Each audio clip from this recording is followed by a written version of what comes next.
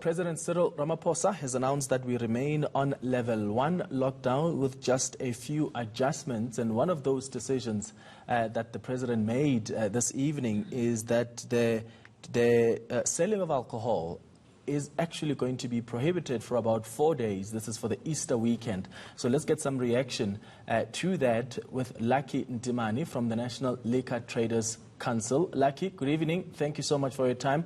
You've indicated as the alcohol industry that you are yet to recover from the almost 19 weeks of non-trading since lockdown began. How detrimental do you think this partial alcohol ban is going to be on the industry, or do you think it's a good compromise? Thank you, Clement, for the opportunity, and good evening to NCA viewers at home. Look, for us, the announcement by the President is a welcome relief, especially for the tavern sector that has been the hard hittest in terms of the lockdowns and the bans that we had to endure for 19 weeks in total that we're not able to trade in alcohol. So it is a welcome relief. I think the growth trajectory that we're aiming for, with regards to Easter being a busy period for us, I think that augurs well for the sector. But if you look at the retail and off-premise, we feel for them that, they will not be able to continue their recovery mode because of the 4 days. But we feel that we know that we all have a role to play in ensuring that our efforts continue to play a part in supporting government's efforts in fighting against the COVID-19 pandemic. The President says that the 4 days will be able to give government breathing space to be able to deal with the issue of gatherings that are linked to alcohol. And we would like to support that, even though hesitantly, because we are in a suffering mode as an alcohol industry. But we're hopeful that we should be able to pick up the pieces, and we are grateful that we're not banned or that we're not severely restricted, as it were. Lucky Ntimane, do you think it's going to make any difference to the liquor industry's bottom line to have essentially retail sales banned just for 4 days?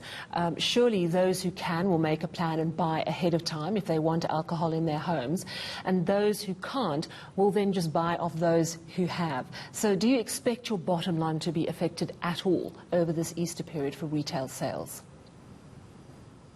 Easter and December time are the key trading periods for any business, and liquor is no exception. So definitely this is going to be the bottom line of the retail sector, as it were.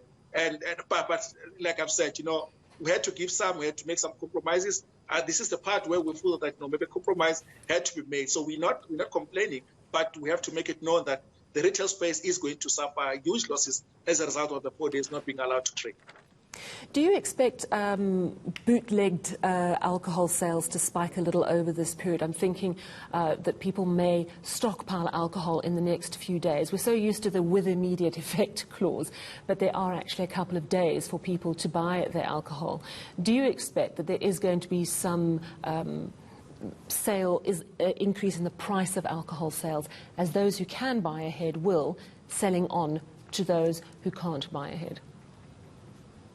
I would like to make it clear, Sally, that we do believe that any ban or restriction benefits the illicit trade of alcohol. So we have no doubt that those guys that make their living out of selling alcohol illegally will go tomorrow and Thursday and stock up and target those unlicensed outlets over the weekend and be able to manage the side of the trade that is not policed, that is illegal, that we fully condemn. So without a doubt, that market is going to thrive over the 4 days. So it's not that alcohol is not going to be available in the off-premise space. It is going to be available, but it will be the illegal guys that are benefiting out of it, and not the illegal guys who pay their dues, their licenses, and their taxes, and also employ a large number of people to work in their premises.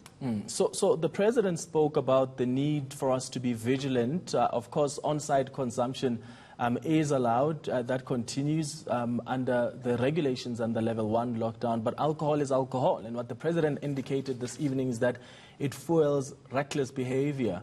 What are you doing as the alcohol industry, Lucky, to get your supporters, your clients, to drink responsibly?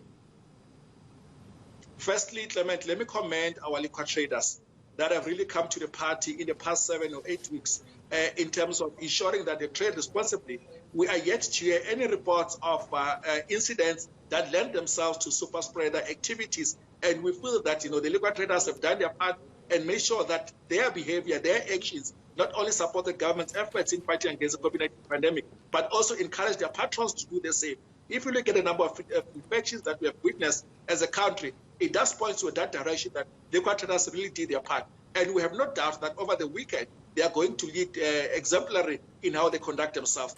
We have certain programs that are running on the ground. We've got tavern focus groups that seeks to educate taverns that are non-compliant across the country and make sure that, they fall in line, they follow the regulations, they do the right thing, and lead by example in how they conduct themselves. But also, we are seeking partnerships outside the liquor space. Tomorrow, we are launching a partnership with Santaco, fully funded by Distel, that will ensure that we support not just the liquor space, but also, the general public, those that use taxis to go to work. We are going to support them with sanitizers and masks. We feel that we have got a role to play outside the liquor space. As liquor industry, as a tavern sector, our role is to make sure that we fight the COVID-19 pandemic together. It's not only a one-man show, but only when we come together and we are united, we can fight the COVID-19 pandemic.